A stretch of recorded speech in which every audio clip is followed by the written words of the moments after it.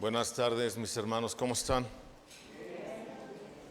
Bien, ¿no? Mira que yo pensé que iba a haber menos asistencia de la que tenemos, pero gracias a Dios que llegaron.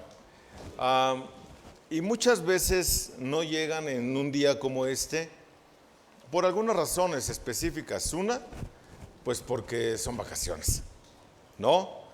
Y la otra, porque se han de imaginar, ¿qué es un culto especial de Viernes Santo? ¿Por qué en viernes? ¿Por qué no en jueves? ¿Por qué no en miércoles? ¿Por qué no en sábado? ¿Por qué en viernes? Bueno, es muy interesante poder verlo a la luz de la propia Escritura. ¿Por qué razón? Porque un viernes es cuando el Señor muere. Y este último canto es sensacional porque nos habla específicamente acerca de lo que sucede en la cruz. Si ustedes le pusieron atención, el canto es sensacional, el poder de la cruz. Y verdaderamente hay poder en esa cruz. ¿Por qué razón? Porque en esa cruz, tan simple y sencillo como esto, escucha, tenemos la remisión de nuestros pecados. Nada más por eso. Y si tú y yo nos detuviéramos a pensar, ¿qué es eso? No estaríamos solamente un Viernes Santo aquí. Estaríamos un Domingo Santo, un Lunes Santo, un Martes Santo, un Miércoles Santo, un Jueves Santo, un Viernes Santo, un Sábado Santo y regresaríamos el domingo. Exacto. Precisamente para llevar una vida santa. ¿Por qué razón? Bueno, porque la Biblia en diferentes ocasiones nos enseña con mucha puntualidad que nosotros éramos esclavos del pecado, ¿no es cierto? Estábamos atados al pecado y no podíamos, por más que quisiéramos, no podíamos ni queríamos obedecer a Dios. Estábamos completamente imposibilitados para eso. En el entendido de que un esclavo, ¿qué puede hacer?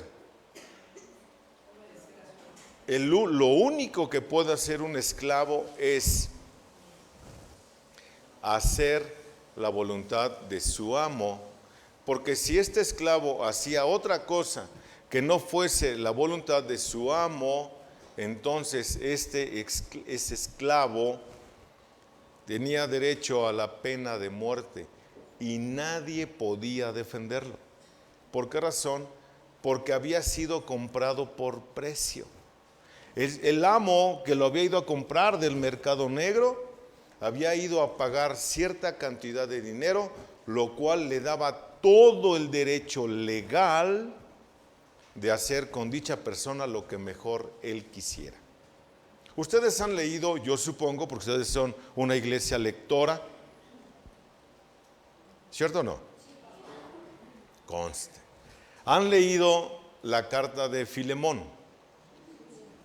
¿De qué trata la carta de Filemón? ¿De un qué? De un esclavo que no hizo la voluntad de su amo, se da la fuga, es considerado, esta acción es considerada como un fraude al dueño del esclavo. Este se fuga y por ahí conoce el evangelio. ¿Quién se lo predica? Pablo. Y Pablo, como buen ministro, le dice, ¿cómo se llamaba el esclavo? Onésimo. ¿Qué significa onésimo? Inútil. Recuerda siempre en la cultura judía el nombre era la persona. El nombre determinaba quién era la persona. ¿Te acuerdas de eso? Entonces, Onésimo se fuga, Pablo lo encuentra, le predica el evangelio a Onésimo, a un inútil. Por eso Pablo dice, a Onésimo, inútil, que le dice literalmente que antes no te era útil, pero hoy te es útil.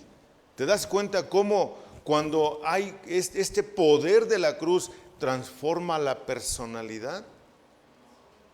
¿Te das cuenta de eso? Y dejó de ser un inútil.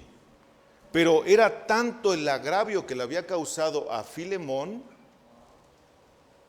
que Pablo intercede por él y le dice: Filemón, por favor, recíbelo, como si me recibieras a mí mismo.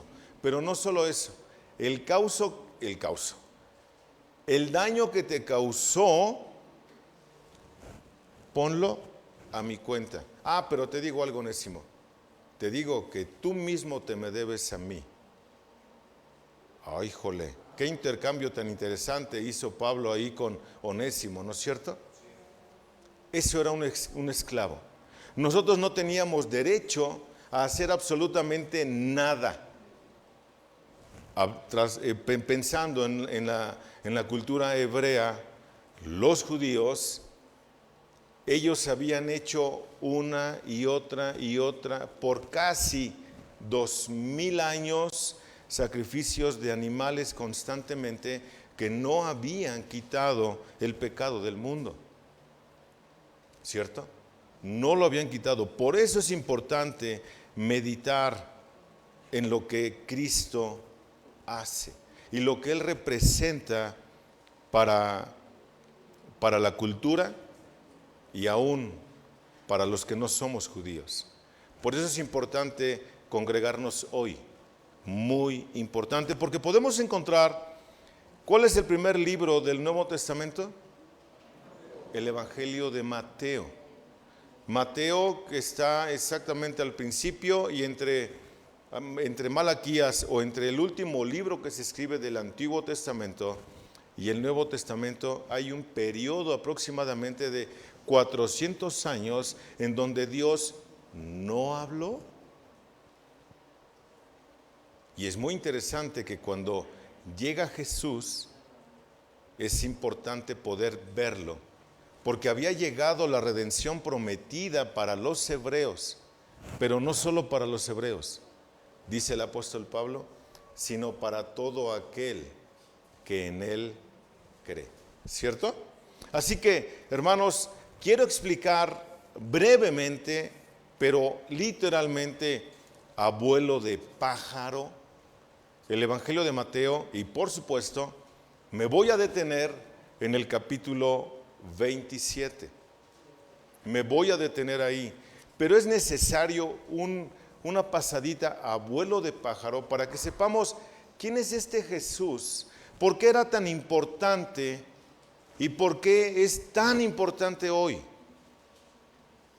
¿Y por qué yo no me debo de avergonzar? Como decía Pablo, yo no me debo de avergonzar del Evangelio, porque es poder de Dios para salvación. Y es muy interesante que este poder es un poder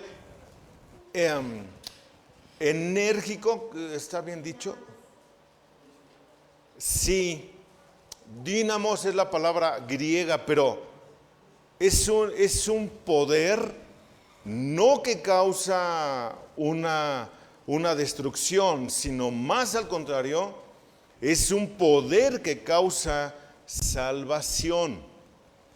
Por eso es importante entenderlo. Pablo dice, pues no me avergüenzo del Evangelio, que es poder de Dios para salvación. Escucha el orden: al judío primeramente y después al griego, después al no judío.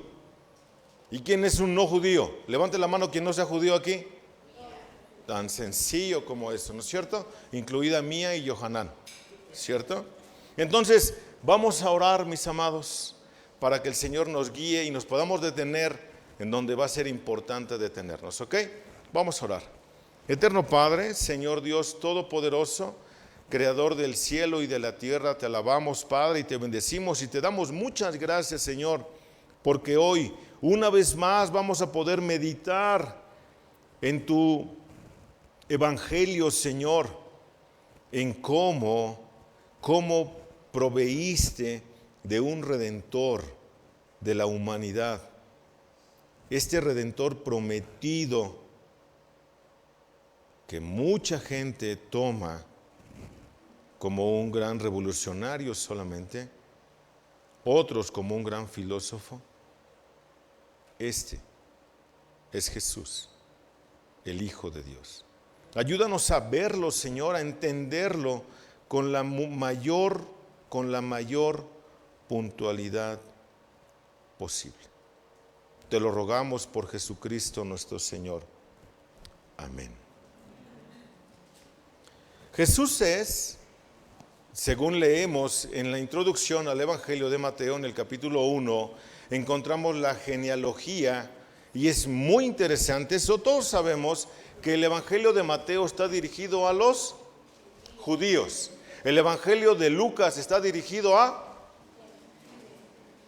quién? A los gentiles. El Evangelio de Marcos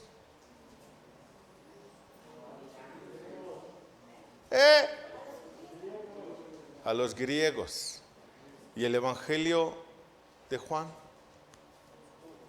a todos.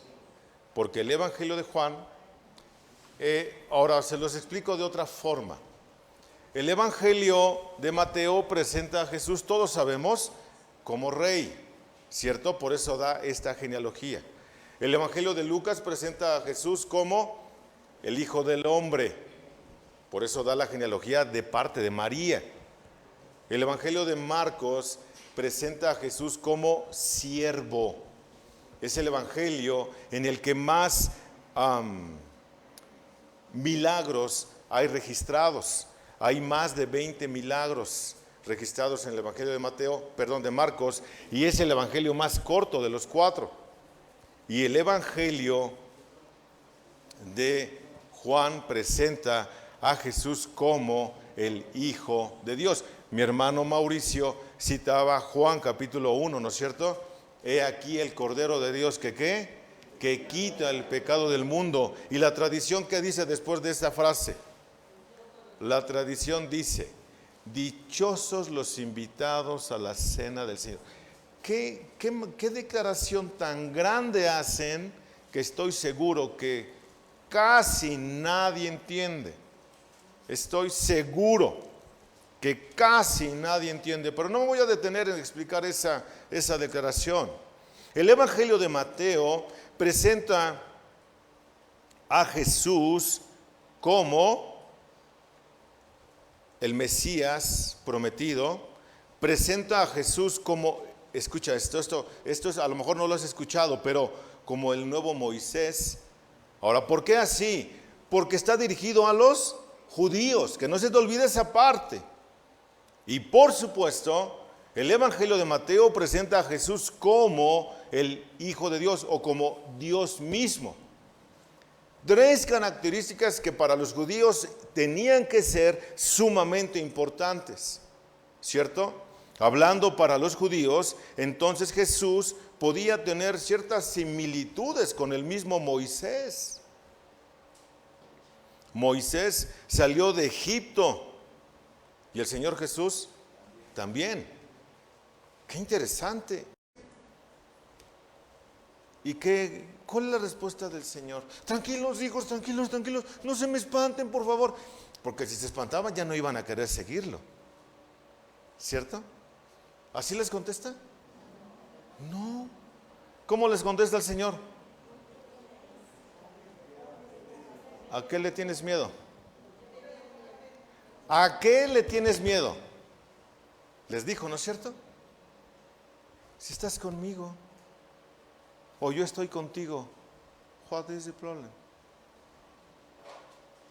Vaya, ¿a qué le tienes miedo? ¿A qué le tenemos miedo?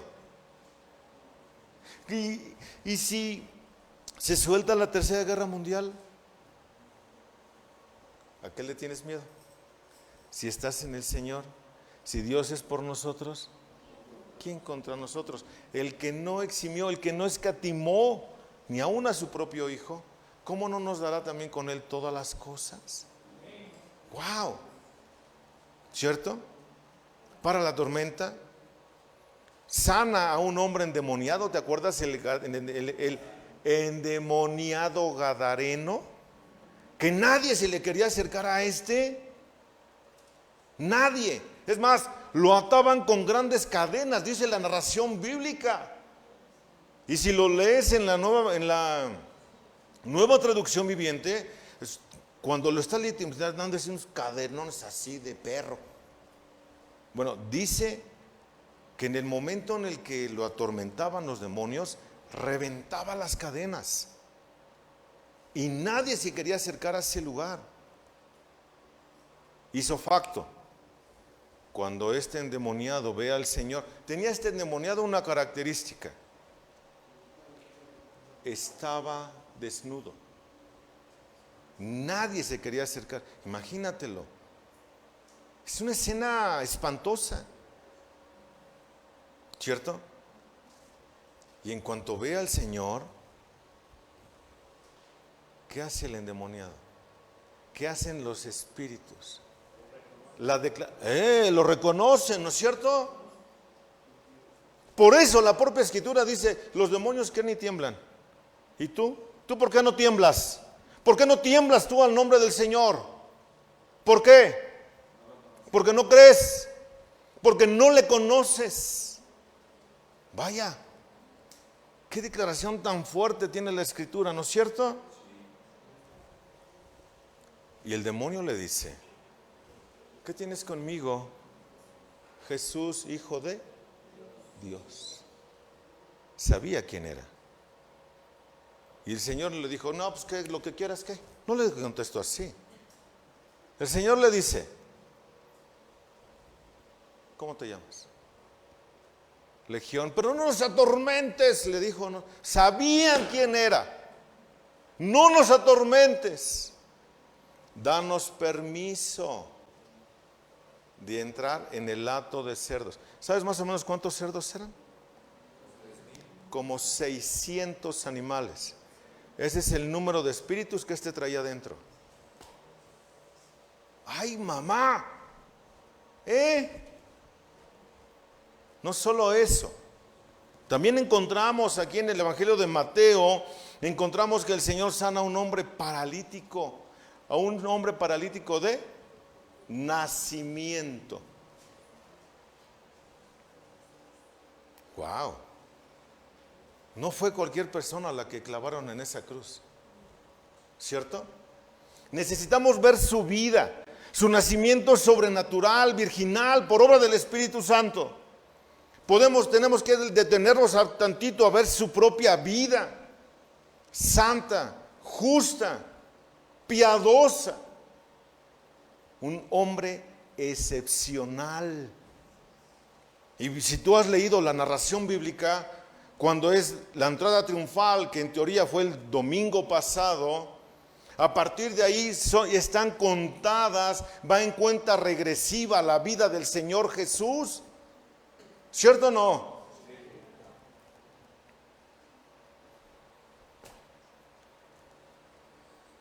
Pero ahí no termina todo. El Señor sigue haciendo grandes cosas, como la niña que se muere. Y no se preocupen, ella no está muerta, solo... y ese está re loco, le dijeron. ¿Cómo? Si ya la vimos que se murió, hombre.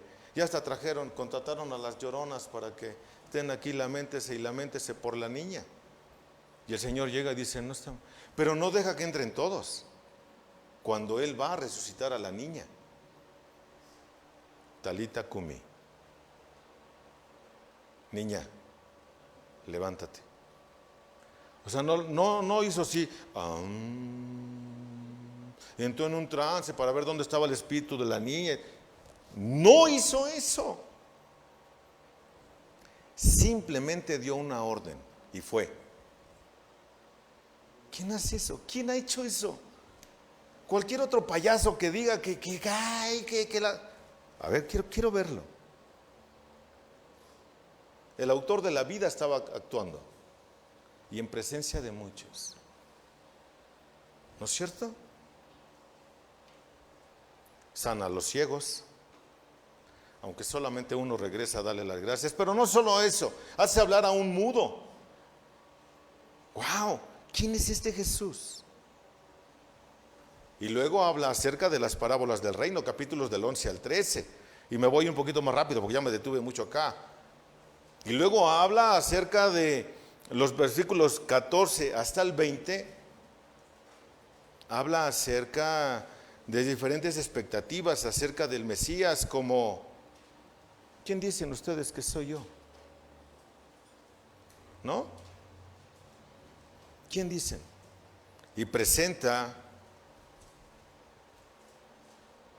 habla a los judíos, habla a los no judíos, pero no solo eso. ¿Te acuerdas que alimenta a muchos? Alimenta a judíos y a no judíos. ¿Quién era este Jesús? Que con tan solo 5 peces alimenta a grandes multitudes. ¿Quién era este? Por eso es importante que veamos que es el siervo. Pero no solo eso, empieza a anunciar su sufrimiento. Cuando está hablando de que es un rey o de que es un paralelismo como un gran libertador tipo Moisés, él dice que va a sufrir a manos de pecadores, citando perfectamente Isaías capítulo 53. ¿Quién es este Jesús? Y Pedro le dice, tú eres el Cristo, el Hijo ¿de quién? Del Dios viviente. Fíjate qué interesante, viviente. Porque más adelante, después del Domingo de Ramos, para ser más específicos, el día martes, le hacen una pregunta al Señor. Oye, y en el día de la resurrección, ¿quién? La mujer que enviudó y tuvo otro hermano y también se casó con él. ¿Se acuerdan? Y eran 5 hermanos. ¿De quién va a ser hija? Digo, ¿de quién va a ser esposa? La respuesta del Señor es contundente. Le dijo, del primero. No contestó así. Dijo, de ninguno. Porque en el reino, ¿de qué está anunciando? ¿De qué está hablando Mateo? Del reino de Dios. Allá no se casan ni se dan en casamiento. Son como ángeles. Y aquí está diciendo una característica muy interesante que tienen los ángeles. Los ángeles son asexuales. Punto la aclaración para que si alguien que puede estar viendo este video posteriormente se le vuela la imaginación, eran lésbicos, gays los ángeles. No, simple y sencillamente sin sexo. Para que usted no vaya a divagar, lo aclaro con puntualidad. Pero dice que no va a ser mujer de ninguno, ¿cierto? De ninguno. Pero la respuesta que da después el Señor es interesante, porque dice, hasta de esto les habló Moisés, hablando de la resurrección. Hasta de esto les habló Moisés. Moisés les enseñó que el Dios es el mismo Dios de Abraham, de Isaac y de Jacob. Y lo aclara, porque Dios no es un Dios de muertos, sino de vivos. La declaración entonces de Pedro es contundente. Tú eres Jesús, el Hijo del Dios viviente. O sea, hace que Dios no es un Dios de muertos, sino de vivos. ¿Por qué razón? Porque los muertos son los que se mueren sin Cristo, los que no tienen esperanza. Los que se mueren en Cristo tienen esperanza. Están dormidos a causa de que Cristo murió. Cristo padeció. ¡Wow! ¡Wow! Este es el Mesías. Este personaje que anuncia su muerte es muy interesante. Pero al final de cuentas llegamos del capítulo 21 hasta el 25, cuando hace la entrada triunfal. Y vemos el choque perfecto de los reinos, entonces, el reino de Dios y el reino pagano, el reino de los hombres, ¿cierto? El Señor llega como todo buen político, ¿no? Llega en uno de los mejores carros, Rolls Royce, con una mega escolta, pero gigante. No llegó así. No, llega en un pollino. Pero el que haya llegado montado en un pollino tiene mucho significado, porque era el rey, o en un animalito que nunca había sido montado. Pero después de esto, el Señor se enoja y saca a los cambistas, saca a los tranzas, saca a los mercaderes, saca a los agiotistas. ¿De dónde los sacó? Del templo. Porque habían hecho de la casa de oración, ¿qué? Una cueva de oraciones, de ladrones de oraciones. ¿Cuáles oraciones? Estos ni oraban, ¿no? De ladrones. Se enfrenta contra ellos con toda autoridad. ¿Y quién le dijo algo? Era su casa. Wow, ¿cierto? Pero no solo eso, también les dice a los grandes religiosos, les dice una palabrita bien importante. Les dijo: ustedes son una bola de hipócritas. Ay, este Jesús de veras que sí era, pero bueno. Pero no solo eso, hermano. Mateo capítulo 26.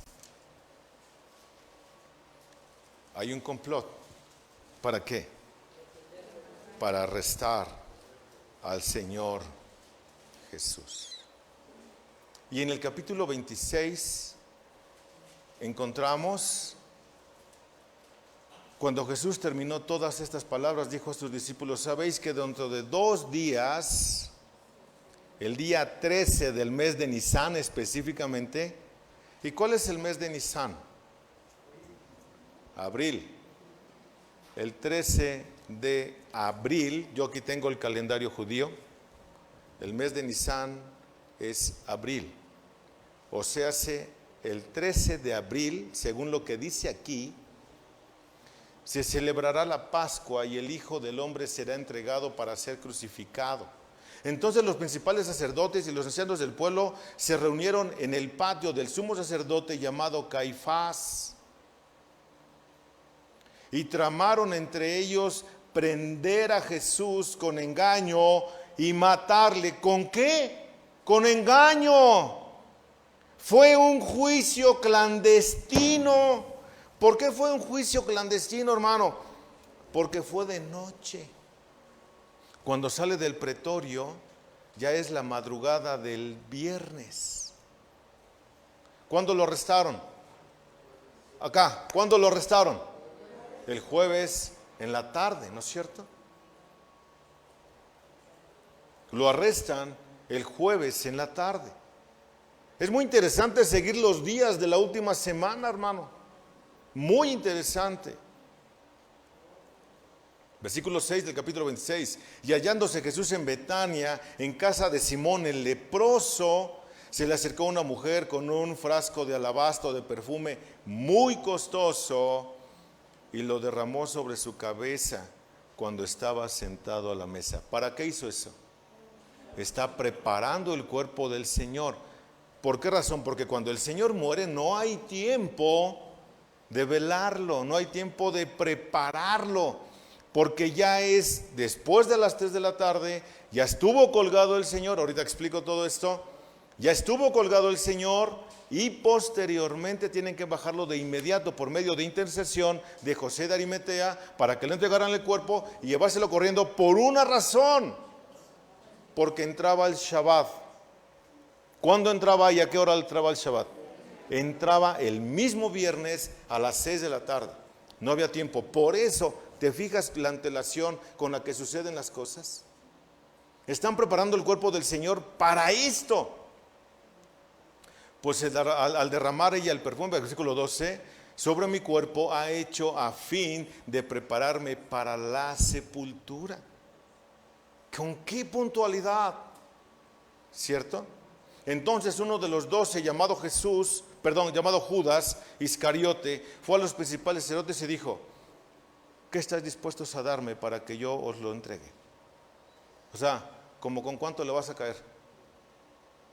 ¿De cuánto estamos hablando?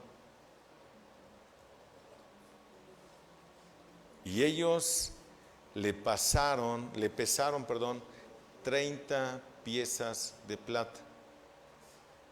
30 piezas de plata. Se cumple la escritura de Zacarías, ¿no es cierto?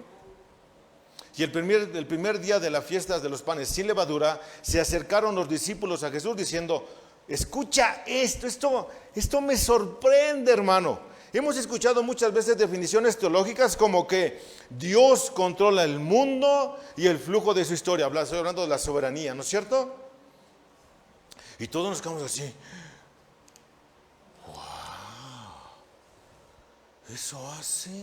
Eso significa la soberanía. Y aquí está, lo va a explicar. Cómo Dios controla el mundo y el flujo de su historia. Nota,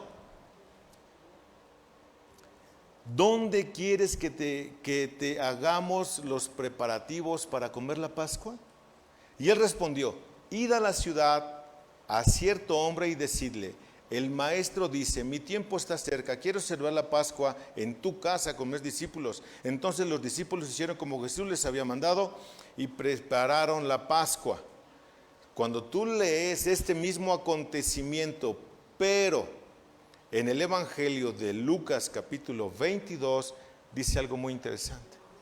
Dice: vayan, van a encontrar a un fulanito que viene caminando y va a pasar esto, y tú le vas a decir esto, y él va a decir sí. ¿De qué está hablando allí?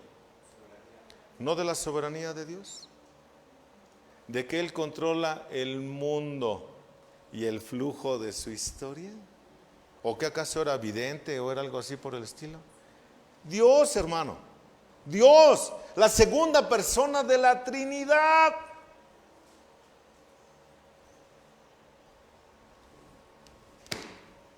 Lo clavaron.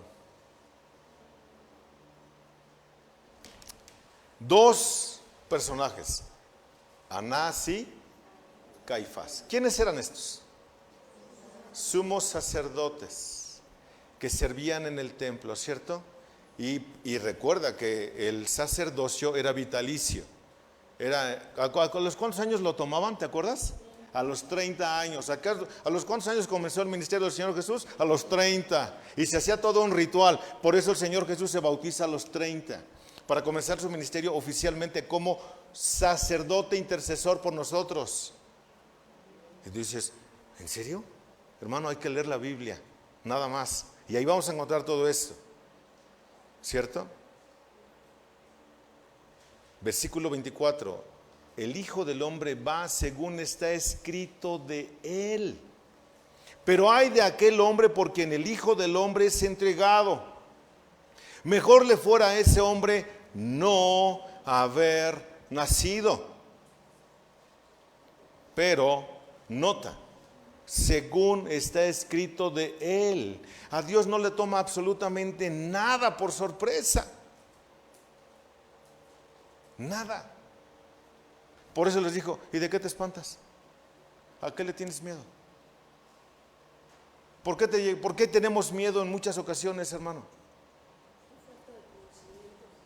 Nada más por eso. Mientras estaba todavía hablando, he aquí Judas, uno de los 12, llegó acompañado de una gran multitud con espadas y garrotes, de parte de los principales sacerdotes y de los ancianos del pueblo. Y el que le entregaba les había dado una señal diciendo: al que yo bese, ese es, prendedle. Está la traición de Judas, ¿cierto? Y enseguida se acercó a Jesús y le dijo: salve, rabí. Hipócrita. No, ahora ya entendemos cuando alguien le dice: este me vino a dar el beso de Judas. No, ya me traicionó. Y Jesús le dijo: amigo, haz lo que viniste a hacer. Entonces ellos se acercaron, echaron mano a Jesús y le prendieron. Y sucedió que uno de los que estaban con Jesús, o sea, Pedro, extendió la mano, sacó su espada e hiriendo al siervo del sumo sacerdote, le cortó la oreja. Y esto lo hemos platicado antes. La intención de Pedro era cortarle la cabeza, no solamente la oreja, ¿no es cierto? Nada más que no tenía una puntería tan fina. Pero es de noche. La hora, ¿a qué hora es? Después de las 6 de la tarde, de nuestro calendario, de nuestro reloj, de nuestro horario. ¿Cierto? Ahora escucha esta declaración. Sigo en el capítulo 26, hermano, que creo puede ser uno de los más largos del Evangelio. Versículo 59. Y los principales sacerdotes y todo el concilio procuraban obtener falso testimonio contra Jesús con el fin de ¿qué? Darle muerte. Estaban comprando, estaban sobornando, estaban buscando puras tretas para darle muerte al Señor, pero el Señor no tomó nada por sorpresa. Él fue voluntariamente hasta allá y no lo hallaron, no hallaron un falso testimonio. A pesar de que se presentaron muchos falsos testigos. A ver que nos aprendieran a nosotros. ¿Cierto? Pero, versículo 62, entonces el sumo sacerdote levantándose le dijo, ¿no respondes nada? ¿Qué testifican estos contra ti? Mas Jesús callaba. Y el sumo sacerdote le dijo, esto es impresionante. La respuesta del Señor Jesús es un portazo en las narices a este. Escucha, te conjuro por el Dios viviente que me digas si tú eres el Cristo, el Hijo de Dios. Te conjuro, por el nombre de Dios, declárame, ¿tú eres Cristo o no? Y la pregunta del Señor, aquí sí ya el Señor tuvo que hablar. ¿Por qué? Porque pusieron al Padre de por medio. Y la respuesta del Señor Jesús es, tú mismo lo has dicho. Sin embargo, os digo que desde ahora veréis al Hijo del Hombre sentado a la diestra del poder y viniendo sobre las nubes del cielo. Entonces el sumo sacerdote rasgó sus vestiduras diciendo, ¡ha blasfemado! ¿No pusiste a Dios de testigo? ¿Lo entendieron? ¿Sabían a quién estaban matando? Sí. Porque cuando van a arrestar al Señor Jesús en el huerto del Getsemaní, si nosotros seguimos la narración, pasó algo muy interesante. Cuando preguntan, ¿y dónde está Jesús? Y el Señor dice, ya vine, yo soy. ¿Qué pasó? ¡Ay! Todos cayeron a tierra porque sabían perfectamente quién era el Señor. ¿Cierto? El Señor se los explica a través de una parábola diciendo, había un viñador que tenía una viña y mandó a unos trabajadores y le dieron chicharrón y luego mandó a otros y también se lo echaron. Luego dijo, voy a mandarles a mi hijo, quizá ellos sí me lo respeten. ¿Y qué pasó? Y ellos entendieron, la escritura dice, ellos entendieron que estaba hablando de ellos. ¿Sabían a quién estaban queriendo matar? Sí. Pobres cuates, el día del gran juicio. Pobres cuates, el día del gran juicio. ¿Cierto? Rasgó sus vestiduras y continúan con su juicio clandestino, todo de noche. Ahora escuchen esto. Viendo Pilato que no conseguía, lo llevaron a Pilato ya atado con cadenas y como si fuera un gran personaje peligroso. Y viendo Pilato que no conseguía nada, sino que más bien se estaba formando un gran tumulto, tomó agua y se lavó las manos delante de la multitud diciendo, yo soy inocente de la sangre de este justo, allá vosotros. Escuchen la respuesta de ellos, escuchen. Y respondiendo todo el pueblo dijo, caiga su sangre sobre nosotros y sobre nuestros hijos. Ay, hijo, ¿Sabían lo que hacían? Sí. ¿Lo entendían? No. ¿Quién se va a atrever? Solamente alguien que no entendía nada. Pero llegamos finalmente al versículo 33. Al versículo 33. El apóstol Pablo dice: yo no me avergüenzo del evangelio, porque es poder de Dios para salvación, al judío primeramente y después al griego. ¿Ustedes se avergüenzan del evangelio? ¿Quién de nosotros nunca se ha avergonzado del evangelio?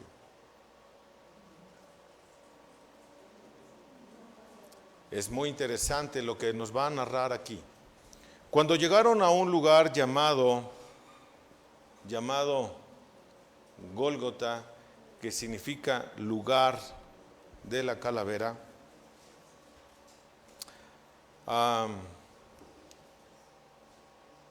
el Señor ya iba cansado. Se pasó toda la noche del jueves para el viernes, se pasó toda la noche despierto. Lo arrestaron, le pegaron, se burlaron.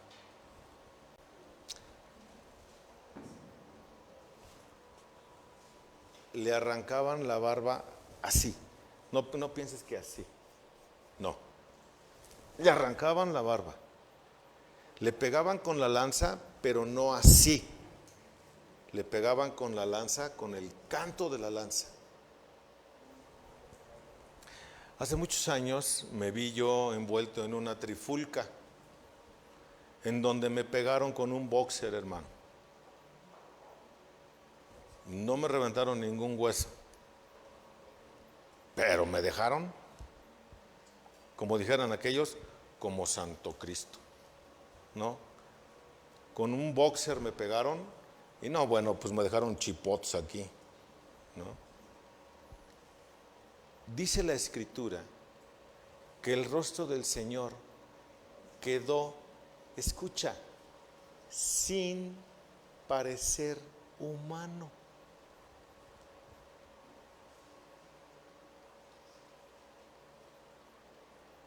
Sin parecer humano, porque le dieron de puñetazos al Señor y no respondió uno. Sin dormir, sin tomar agua, siendo golpeado. Cuando una persona recibe golpes, también hay desgaste de energía, porque estar soportando tanto golpe te va desgastando, te va consumiendo, y cada vez soportas menos y te duele más. Así funciona. Entonces, toda la noche ya le pegaron, lo escupieron, le arrancaron la barba, le pegaron con la lanza, se burlaron de él. Pilato lo mandó latigar, en donde después de este cansancio de que le han puesto una corona de espinas, con espinas aproximadamente de 5 centímetros, en donde al momento no era una corona redondita como hoy las dibujan, era toda maltrecha y generalmente ovalada, y tenía que tomar la forma de la cabeza.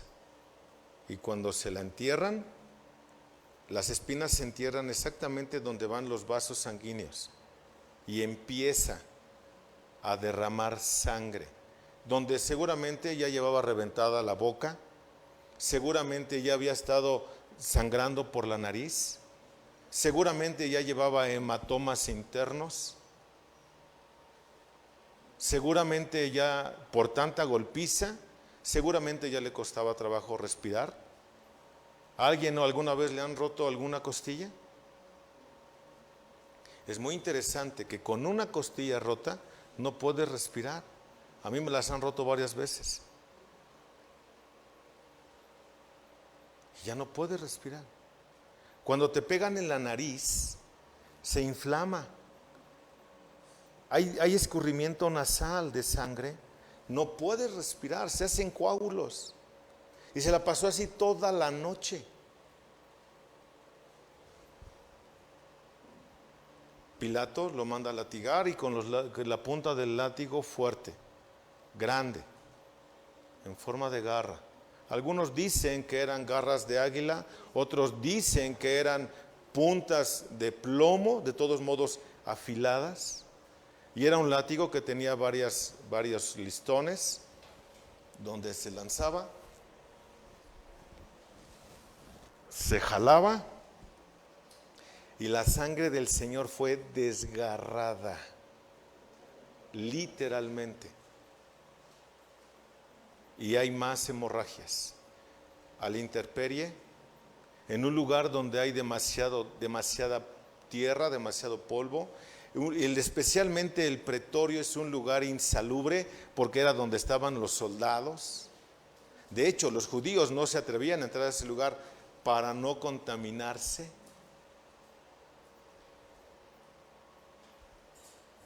Desvelado, golpeado, ya con hemorragias, inflamado, el rostro desfigurado, con una corona de espinas, lo desnudan y le ponen una capa para seguir burlándose de él.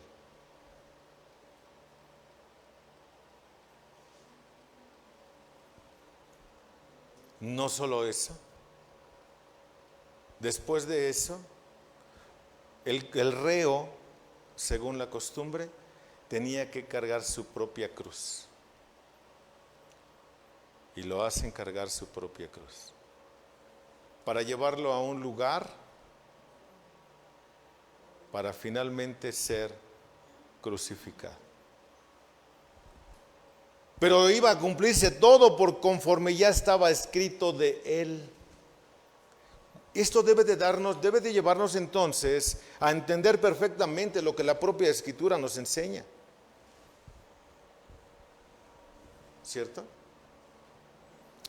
Si nosotros meditamos tantito en todas estas cosas, nos debemos de dar cuenta entonces y pensar tantito, mis amados, tantito en lo que representa la crucifixión de Cristo. Y con la crucifixión de Cristo podemos ver con mucha claridad entonces que el Señor Jesús, les vamos a poner aquí algunas, apágame ese por favor para que puedan ver mejor la presentación. La crucifixión de nuestro Señor Jesucristo. Él sufre hematroidosis o sudor de sangre. Esta, como ya les he dicho antes, es una respuesta fisiológica a una situación de estrés máximo donde se congestionan los vasos sanguíneos. Cuando dice que está en el huerto del Getsemaní y él se va aparte a orar y dice que sudó grandes gotas de sangre. ¿Cierto? Los azotes, 60 latigazos en hombros, espalda, región lumbar, muslos, piernas con flagellum, una correa con trozos de huesos o plomo en los extremos para desgarrar profundamente. Ahí está más o menos ilustrado. Ahí está más o menos ilustrado. ¿Cierto? Una golpiza sufre en el rostro. Golpes con una vara gruesa en ojos y boca. Desprendimiento de mechones de barba y fractura de nariz, probablemente. ¿Quién aguanta todo eso, hermano? Y todo esto lo soportó solamente por amor a ti. ¿Cierto? Una corona de espinas. No era circular, su forma era en casco, hundida de un solo golpe en el cuerpo cabelludo, región llena de vasos sanguíneos. Los clavos, fabricados en hierro como los que se usaban los carpinteros para clavar las vigas, unos clavotes aproximadamente de 18 centímetros. Sus manos en la cruz. Estudios actuales señalan que no pudieron ser hundidos en las palmas de las manos porque en las manos no soportan el peso del cuerpo y se podían desgarrar y el sentenciado podía caerse de la cruz. La fijación en la cruz en los pies, ahí está, clavado en el empeine, ahí está el clavo. No creo que alguien, si te duele una piedrita en el zapato, ¿no? Ahí está en la otra diapositiva. La fijación a la cruz, el talón, es posible si se coloca el clavo bastante lejos del talón, que se pueda sostener. En algunas ocasiones, la cruz le hacían un banquito, no con la finalidad de que descansara el que estaba siendo sentenciado o clavado, sino con la única intención de prolongar su agonía. Llegaban a tardar hasta 8 días ahí colgados.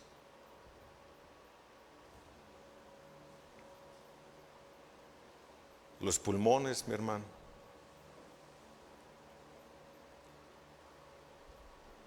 El epigastrio, la caja torácica y el diafragma se hunden y oprimen los pulmones al momento de que está ya clavado, colgado. A ver, respira.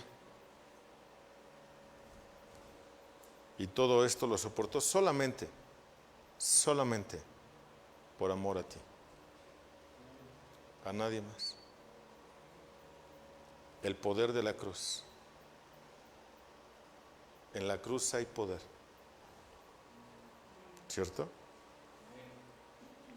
En la inhalación, el aire entra a los pulmones, los músculos se contraen espasmódica y tetánicamente por falta de oxígeno.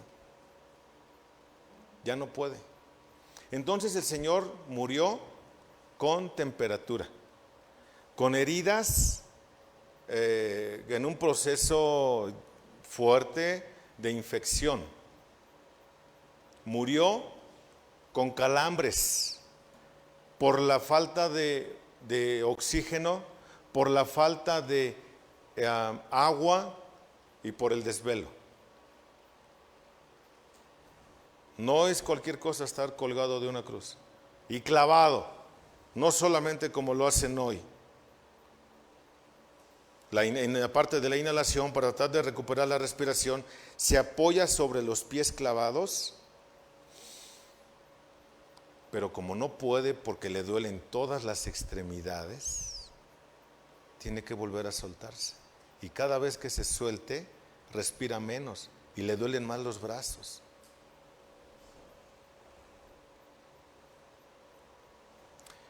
Finalmente le entierran una lanza en su costado. Una lanza para asegurarse su muerte. Se clavó una lanza por el costado encima de la sexta costilla que atravesó la pleura, pulmón derecho y la aurícula derecha, o sea, más o menos por aquí.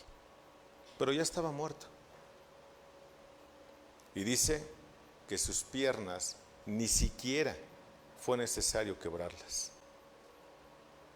Ese es el Señor. El costo de nuestra salvación. Por eso dice Juan en su primera carta, en el capítulo 2, que Él es la propiciación por nuestros pecados. Él es el único que podía pagar la deuda que nosotros teníamos con Dios. Por eso hablé de la esclavitud al principio. Por eso.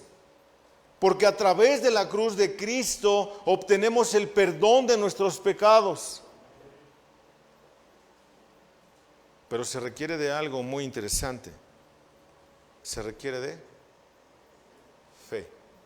Porque sin fe es imposible agradar a Dios. Esto no es una anécdota de alguien. Esto es algo real. ¿Cierto?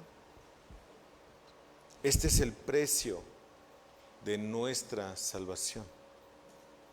A quien le tocaba morir en esa cruz era a nosotros, porque es el justo por los injustos. Pero ¿sabes? Él lo hizo gustosamente.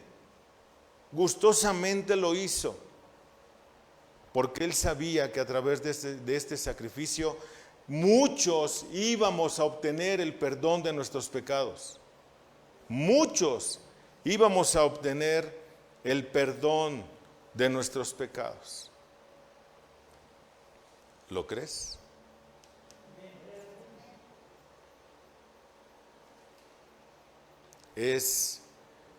Yo me podría pasar días y días y días hablando de la cruz del Calvario, para que nosotros vivamos tan vil, para que no logro entender que cada vez que exponemos este tema de la cruz de Cristo, varios terminamos llorando. Pero desafortunadamente no pasa de un momento solamente. Y después regresamos a lo mismo. ¿Por qué?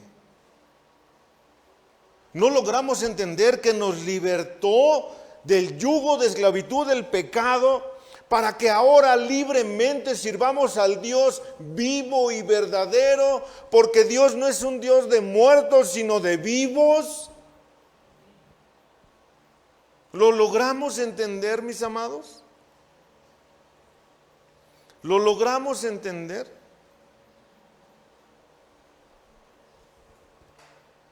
Hay textos que contundentemente nos hablan acerca del efecto o del resultado de que Cristo haya muerto por nosotros en la cruz. Y hay muchos, hermanos, por tiempo, que ya no sé no tomé el tiempo, no sé cuánto tiempo llevo aquí arriba. Pero quiero citar solamente algunos textos como Lucas, en el capítulo 19, versículo 10, dice lo siguiente. Escucha, esta es la condición en la que nos encontrábamos sin Cristo, porque el Hijo del Hombre vino a buscar y a salvar lo que se había perdido, o vino a buscar y a salvar lo perdido, porque estábamos perdidos. Ya te dije por qué le mandamos poner luz a la cruz, para que todos la vean y vengan a Él.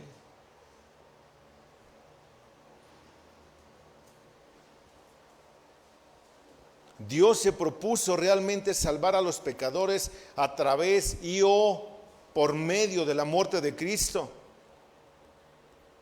Pero solamente quien voltea a ver a la cruz encontrará el camino. El que no, escuche esto, seguirá muerto en delitos y pecados. Y si usted muere, escuche esto por favor, si usted muere en delitos y pecados, lo único que le espera a usted es el infierno eterno. Se lo digo con claridad, porque en la cruz de Cristo hay poder, está ahí toda la revelación del Evangelio.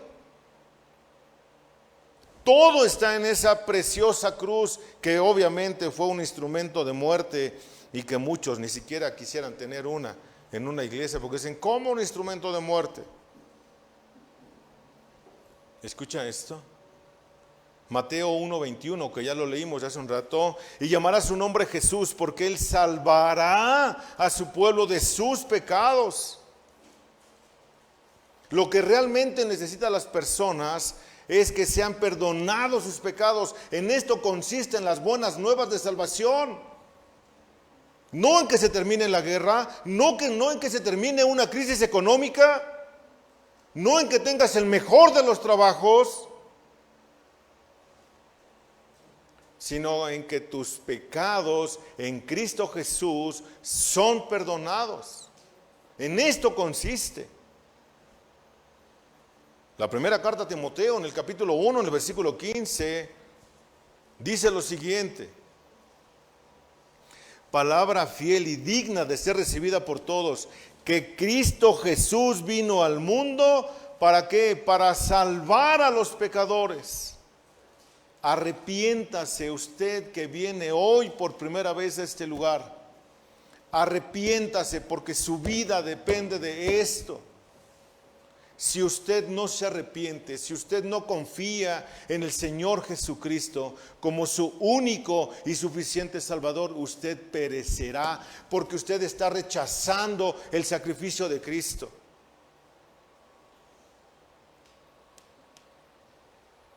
Si usted rechaza un sacrificio tan grande como este, usted recibirá un castigo tan grande como este y será por la eternidad en el infierno, porque usted habrá despreciado el sacrificio perfecto de Cristo y usted seguirá ofendiendo al Dios eterno. Por eso usted necesitará entonces una condena eterna en el infierno. Ahora le voy a añadir otra piedra a su mochila. Si usted no se arrepiente, pero usted está escuchando perfectamente lo que estoy diciendo hoy desde aquí, usted no tiene ya excusa delante de Dios. Usted no podrá decir, es que yo no sabía, Dios, no seas injusto. No. ¿Te acuerdas que te predicaron, te invitaron, te llevaron y escuchaste? Ay, pero ese cuate hablaba re feo. No importa, ¿lo escuchaste sí o no? Sí, no tienes excusa. Y fue tan claro como él pudo hacerlo. Por esa cantidad de luz que recibiste ese día, por eso recibirás una cantidad de castigo en el infierno. Hebreos en el capítulo 2, versículos 14 al 15, es importante también lo que dice aquí. Para destruir por medio de la muerte, escuche esto, para destruir por medio de la muerte al que tenía el imperio de la muerte, esto es al diablo, y librar a todos los que estaban sujetos a servidumbre. Otra vez, por eso empecé con esto, porque estábamos sujetos a servidumbre de Satanás. Estábamos cautivos en mente y en voluntad a él. Y hoy hay libertad. Hermano, hay muchos textos, muchos. Quiero citar ahora algunos textos que hablan acerca de la intención de la muerte de Cristo. Nota lo que dice mismo Hebreos, pero ahora en el capítulo 9, versículos del 12 al 14. Escucha. Por su propia sangre entró una sola vez en el santuario, habiendo obtenido ¿qué? Eterna redención. ¿Por qué? Y no por medio de la sangre de machos cabríos y de becerros, sino por medio de su propia sangre entró al lugar santísimo, una vez y para siempre, habiendo obtenido ¿qué? Eterna redención. Versículo 13, hija, por favor. Porque si la sangre de los machos cabríos y de los toros y la ceniza de la becerra rociada sobre los que se han contaminado santifican para la purificación de la carne, cuánto más la sangre de Cristo, el cual por el Espíritu eterno se ofreció a sí mismo sin mancha a Dios, purificará vuestras conciencias de obras muertas. ¿Para qué? Para servir al Dios vivo. Otra vez, un Dios vivo y verdadero. Hebreos 1:13, perdón, 1:3. Hebreos 1:3. Cito mucho Hebreos porque ya lo hemos estudiado, ¿no es cierto? Habiendo efectuado la purificación de nuestros pecados por sí mismo, se sentó a la diestra de la majestad en las alturas. Ya venció, ya no hay más nada que hacer. ¿Cuáles fueron las últimas palabras del Señor Jesús en la cruz del Calvario? Consumado es, ya no tengo más nada que hacer. Está completa la redención de todos estos. ¿La quieres? ¿O la vas a dejar pasar? Para la otra. Para la otra. Déjeme le recuerdo algo. que nadie sabe el día ni la hora en la que van a venir a pedir su alma. Así que es mejor que entregue su vida a Cristo hoy, porque el día de salvación es hoy. ¿Por qué hoy? Porque hoy usted está escuchando el Evangelio. Mañana no sabemos si estaremos o no, pero por si acaso usted no está, arrepiéntase, porque no sabemos lo que va a pasar mañana. La primera carta de Pedro, en el capítulo 2, versículo 24. Esta es una declaración contundente de lo que pasó en la cruz del Calvario, hermano, el cual, creo que lo escribí mal, pónmelo, hija, por favor. Primera de Pedro 2, 24. Y él mismo llevó nuestros pecados en su cuerpo sobre la cruz, a fin de que muramos al pecado y vivamos a la justicia, porque por sus heridas fuisteis sanados. O sea, ya, hermano, ya. Dejemos de comportarnos como nos comportamos y vivamos justa, santa y piadosamente. Ya deja de estar ahí, ay, que yo creo que, por favor, por favor. El último, hermano. Apocalipsis capítulo, tengo muchos, pero ya, le paro porque si no, no acabo. Apocalipsis capítulo 5, versículos 9 y 10.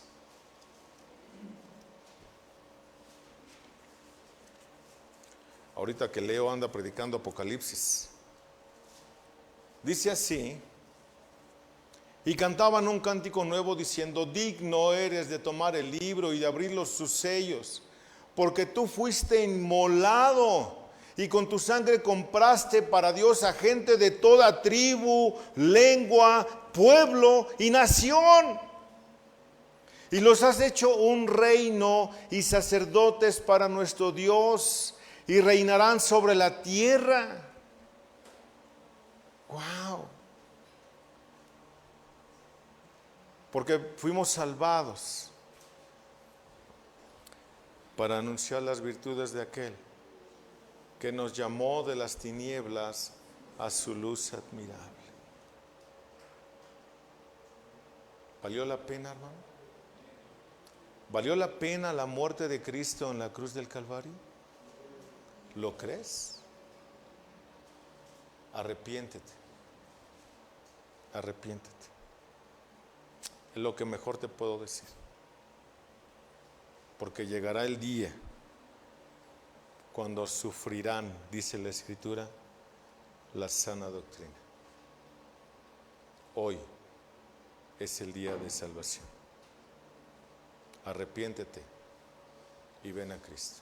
Hay un canto de Steve Green que dice: ven a Cristo, ven amigo a Jesús, pues Él murió por ti.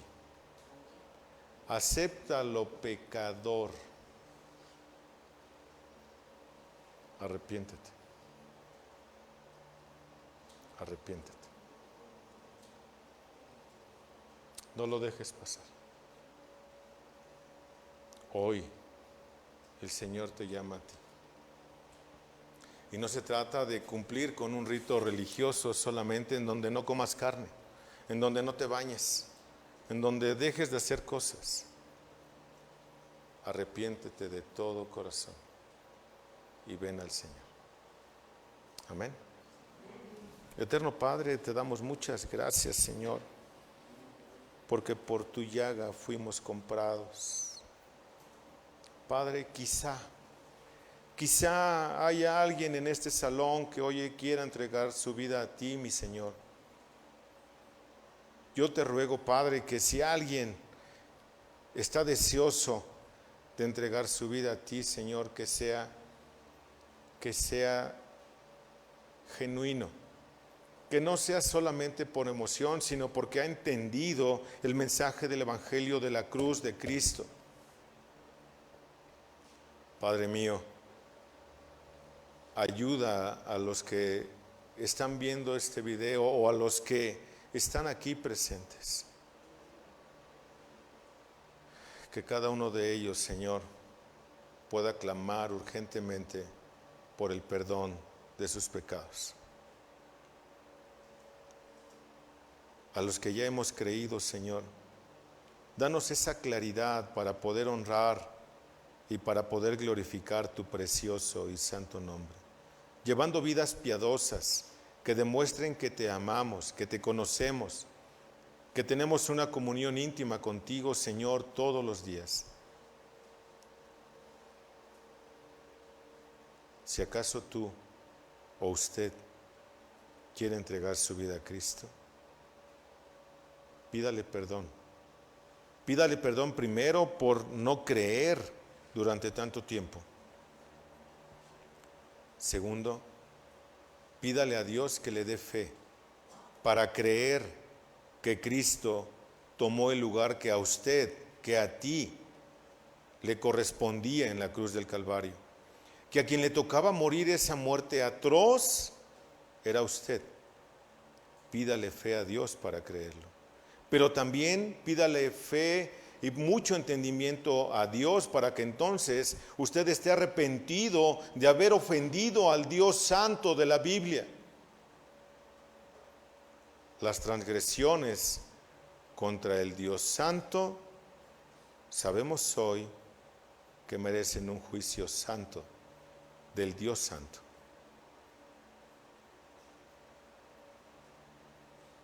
Clame a Dios por su salvación. Y gracias, amado Padre, por permitirnos recordar todo esto para afianzar nuestra vida a ti, para rogar por fe, por sabiduría, por fortaleza, Señor, para honrar y glorificar tu precioso y santo nombre. Te alabamos, Padre, y te bendecimos y te damos gracias por este mensaje que nos has dado. En el nombre de nuestro Señor Jesucristo. Amén. Gracias, hermanos, que Dios les bendiga. Ay, mande. Oh, sí es cierto, perdónenme, mis hermanos.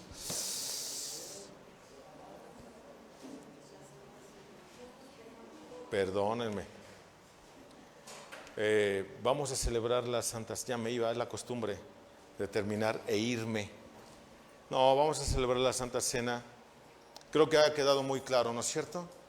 Ha quedado muy claro lo que Cristo hizo por nosotros. Así que, hermano, quédate quieto tantito en su lugar y medita en lo que acabas de escuchar. Medita en eso. Entre tanto, mis hermanos van a pasar hasta tu lugar y te van a hacer llegar los elementos de esta hermosa y santa celebración. Pero voy a pedir un favor. A los que nos visitan por primera vez, si usted no ha entregado y usted no ha comprendido perfectamente el sacrificio de Cristo en la cruz del Calvario, por favor, absténgase de llevar a cabo esta santa celebración. Y le explico por qué. Porque efectivamente la Eucaristía o la comunión, esta comunión de la Santa Cena, ciertamente no salva a nadie. ¿Pueden irla repartiendo, por favor? Ciertamente no salva a nadie, pero quiero que escuche lo que dice la hermosa palabra de Dios. Escuche, escribe el apóstol Pablo en la primera carta a los Corintios, en el capítulo 11, versículos del 28 en adelante, cito: por tanto, examínese cada uno a sí mismo, y entonces coma del pan y beba de la copa. Entonces, primera recomendación que hace la propia Biblia es: examínese a usted mismo. Segundo, dice el versículo 29, porque el que come y bebe sin discernir correctamente el cuerpo del Señor, come y bebe juicio para sí. Entonces, esta santa celebración no salva a nadie, pero esta santa celebración sí condena a quien participe de ella sin haber comprendido perfectamente el cuerpo y la sangre del Señor. Escuche por qué debe de ser con mucho cuidado. Por esta razón, o a causa de que muchos celebran de ella sin entender, sin obedecer, sin llevar una vida adecuada a lo que Dios pide. Escuche, hay muchos débiles y enfermos, y muchos duermen. Dicho de otra forma, muchos ya están muertos. Esto no es un rito así de que, ay, pues ya me lo como, ya no. Esto es una santa celebración en donde solamente aquellos que han entendido y llevan vidas ad hoc a lo que la Escritura dice, pueden llevar a cabo esta celebración. Si no, les ruego por favor, así usted tenga aquí viniendo mucho tiempo, si usted no ha entendido esto, por favor absténgase. Soy puntual porque debe de ser así. Y máxime que hoy hemos llevado a cabo esta exposición de la palabra de Dios, un vuelo muy rápido, pero creo que ha sido contundente tocante a lo que Cristo hizo por nosotros en la cruz del Calvario, que no es cosa menor, ¿cierto? Así que mediten ahí en su lugar y me avisan por favor cuando ya estén todos con sus elementos para llevar a cabo esta hermosa y santa celebración. ¿Ya están todos, hermanos? ¿Ya nadie le hace falta sus elementos?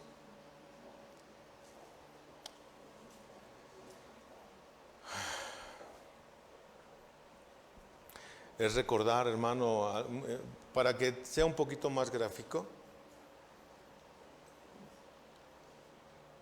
todas las veces que tú tritures este pan, recuerda lo que el Señor padeció en su propia sangre, en su propio cuerpo. ¿Sí? Dice la primera carta a los Corintios en el capítulo 11, versículos del 23 en adelante, cito: porque yo recibí del Señor lo mismo que os he enseñado, que el Señor Jesús, la noche que fue entregado, tomó pan, y después de dar gracias lo partió y dijo: esto es mi cuerpo, que es para vosotros, haced esto en memoria de mí. Participemos del pan.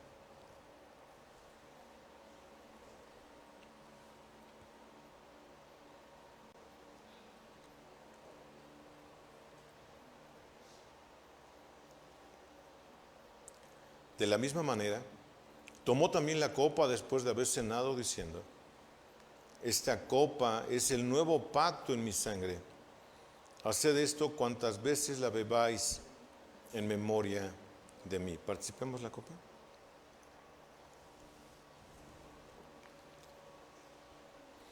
Porque todas las veces que comáis este pan y bebáis esta copa, la muerte del Señor proclamáis hasta que Él venga. El Señor viene y viene pronto. Que el Señor les bendiga. Maranata. Amén. Vamos a orar y terminamos, hermanos. Eterno Padre, una vez más, Señor, te damos muchas gracias porque podemos recordar la muerte de nuestro Señor Jesucristo en la cruz del Calvario.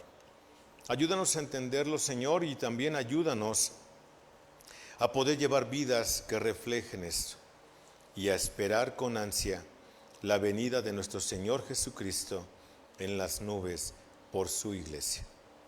Gracias, Padre, por concedernos esta hermosa reunión. Te alabamos y te bendecimos, Dios, en el nombre de nuestro Señor Jesús. Amén. Gracias, hermanos, que Dios les bendiga. Recuerden